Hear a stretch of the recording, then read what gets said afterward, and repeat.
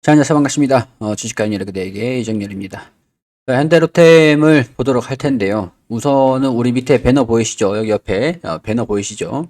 뭐가 필요하실지 몰라가지고 한번 전부 다 준비해 봤습니다. 우리 스마트 트레이더하고 검색식 그리고 주도주까지 종목 이제 공략주까지 모두 다 준비했으니까요. 필요하신 거 있으시면은 관련 키워드 여기 보면은 주도주 이렇게 바이셀 이렇게 적혀 있죠. 보시면서 필요하신 거 있으시면 신청해 주시면은 제가 한 분 한 분 전송해 드리도록 하겠습니다. 자, 우리 현대 로템을 좀 보도록 할 텐데, 최근에 제가 이제 입찰 단업 얘기가 좀 나와가지고, 여기 관련돼서 주가가 좀 어떨 것이냐, 이런 뭐 말씀을 좀 드리기도 했습니다. 오늘도 한번 거기에 대한 내용들 좀 심층적으로 살펴보도록 할 텐데, 우선 일단 오늘 시장이 뭐 썩 그렇게 좋지는 않았죠. 시장이 코스피 같은 경우에서는 뭐 1%대, 1%대 하락하는 모습들 1.08% 하락을 했고 코스닥도 오늘 1.89% 거의 뭐 2% 육박하게 하락하는 모습들을 보였습니다. 오늘 외국인이랑 기관이랑 순매도 흐름들이 굉장히 좀 컸었는데 일단 시장 변동성 이어가고 있다라는 것을 참고를 하시고 봐주시면 감사드릴게요.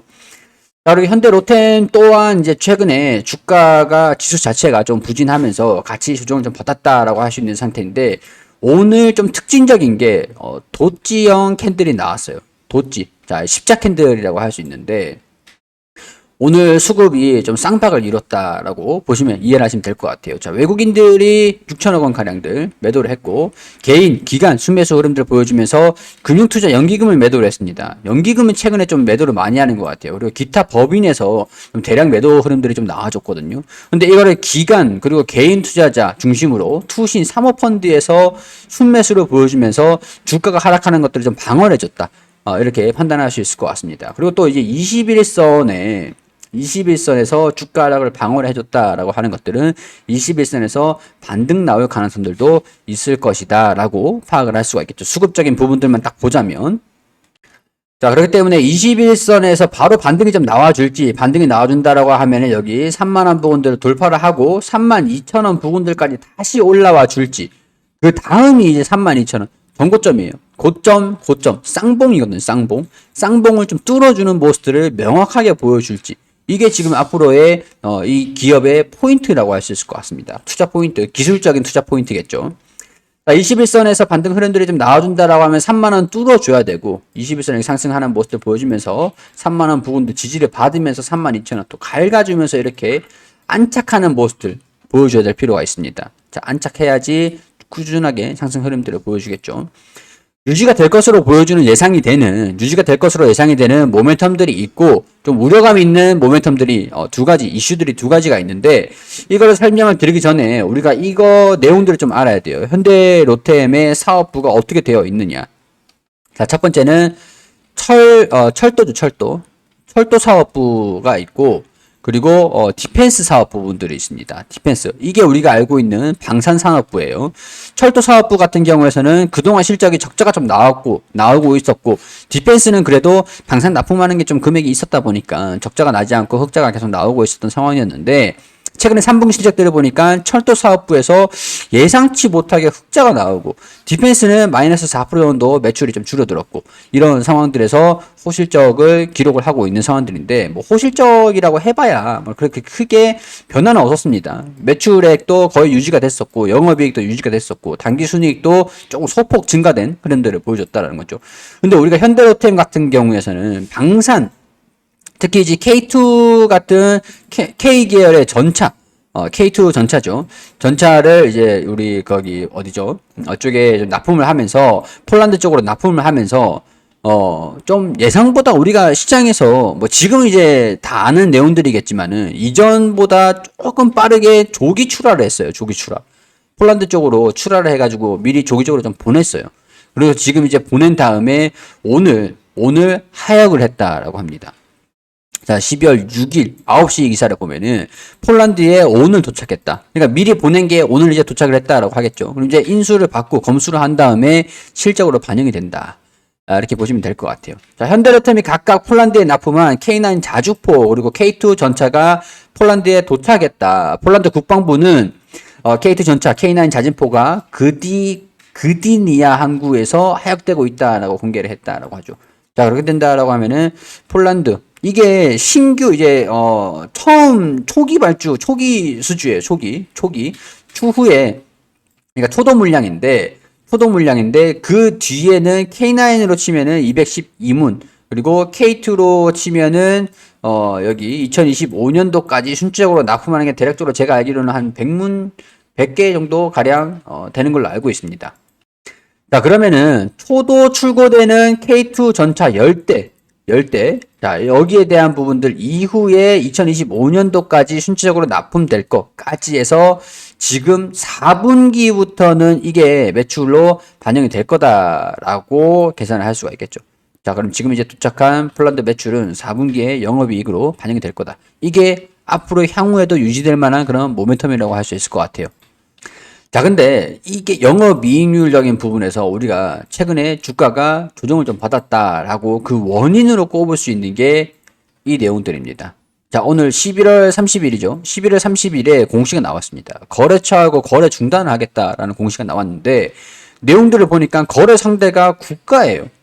대한민국 국가라는 거죠. 그리고 지자체하고 공공기관입니다. 국내. 자, 근데 다행스러운 부분들은 해외는 없다라는 거죠. 해외. 최근에 이게 내용들을 보면은 조금 억울한 부분들이 좀 있긴 하지만 행정 처분에 의해서 조금 이런 뭐 행정 처분으로 인해서 자격이 좀 제한됐다. 철도 사업이에요. 철도 사업. 철도 사업에 대한 매출 비중이 꽤 있는 상황들이거든요. 매출액 대비해서 20%에 대한 부분들이 차질이 생긴 거예요. 차질. 언제 동안? 6개월 동안. 이 내용들이 왜 나왔냐라는 것들 보니까 6개월간 공공사업의 입찰을 제한시킨다. 다행스럽게도 해외는 아니에요. 최근에 사우디에다가 이제 철도를 납품을 하기로 MOU를 체결을 했다. 이제 본계약은 아니지만 우리가 약속을 했다. 이렇게 표현을 할 수가 있겠죠. 약속을 했기 때문에 해외 사업에 대한 부분들은 크게 문제가 없을 것으로 우리가 볼 수 있는 상황들인데 단합을 했다라고요. 단합들을 보니까 여기 여기서 해당 거래로 발생 가능한 매출이 5,900억 원으로 추산을 했고 매출액의 6개월분 액수다. 20%에 달하는 규모다. 자, 앞서 코레일, 서울교통공사 등이 발주한 철도 차량 입찰 과정에서 우진산전 철도사업부에서 국내 점유율이 가장 1위 기업은 우진산전 이 기업이라고 할 수 있을 것 같습니다. 그 다음에 다원시스가 있는데 자, 서울교통공사에서 발주한 철도 차량 입찰 과정에서 우진산전이 점유율 1위입니다. 그 다음이 다원시스예요. 다원시스. 현대로템하고 단합했다. 그러니까 뭐 현대로템 입장에서 봤을 때 철도를 입찰을 넣는다고 해도 딱히 돈이 되지 않는다는 거죠. 그러니까 이거를 입찰을 받아봐야 적자 매출이다 보니까 출혈을 해가지고 굳이 이걸 입찰을 받을 필요가 없었던 거죠. 내용들을 보면은 사실 저는 그래요. 저는 이렇게 생각하는 게 우진산전이 철도에서 점유율이 53%입니다. 얘가 과반 이상이에요. 과반 이상. 거의 사실상 독점이라고 할 수 있고 2위 다원시스가 32%, 꼴찌가 현대로템인데 15%입니다. 자, 여기서 보면은 왜 단합을 안 했냐? 최저가만 쓰면 수주가 되는 저가 입찰. 이것 때문에 현대로템은 발주를 입찰을 하지 못했다는 거예요. 싸게 해서 해야 되는데 단가가 안 맞으니까 할 수가 없는 거잖아요. 그렇기 때문에 여기서 다원시스 너 해라. 우진산선 너 해라. 이렇게 되다 보니까 여기에서 이게 공공 입찰인데 니네가 단합을 했어. 단합을 했으니까 너네 제재. 이렇게 돼 가지고 입찰 자격을 6개월 동안 이제 빠졌다는 겁니다.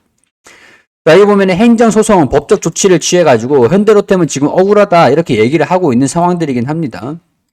자, 여기에서 일단은 자진신고자에게 처분 규모를 감면해주는 리니언시 제도에 따라 가지고 과징금 564억 원을 일단 감면을 받았어요. 근데 이 참여하지 못하는 행정처분은 피하지 못했다라는 거죠. 집행정지 신청이 받아들여질 경우 판결이 이루어질 때마다 입찰 참가 자격에 아무런 영향이 없으니까 일단은 할 수 있는 걸로 해보겠다 이렇게 얘기를 한 겁니다. 어찌되면은 이게 좀 억울한 게 없지 않아 있는데 어쩔 수 없죠. 다행스러운 부분들은 해외에는 영향이 없다라는 거. 여기서 해외 사우디 쪽에서도 지금 MOU를 체결을 한 거 보면은 거의 역량을 모조리 다 집중을 해도 이걸 소화할 수 있을까 말까 하는 그 규모가 될 수 있기 때문에 차라리 더 나은 걸 수도 있겠다. 이렇게 좀 생각이 좀 들긴 하는데, 그건 이제 사우디에서 그 발주가 들어오고 수주 본계약을 체결을 하면은 그 규모가 얼마가 될 것인가 하는 부분들은 추후에 판단을 해보도록 하고, 일단은 제가 봤을 때는 그렇게 크게 매출액 대비 20% 수준이라고 하는데, 향후에 입찰을 참가하는 것들을 자격을 제한됐다라고 하는 것들이고, 실질적으로 실적에 반영되는 것들은 크게 영향은 없을 것 같다는 생각이 좀 들거든요.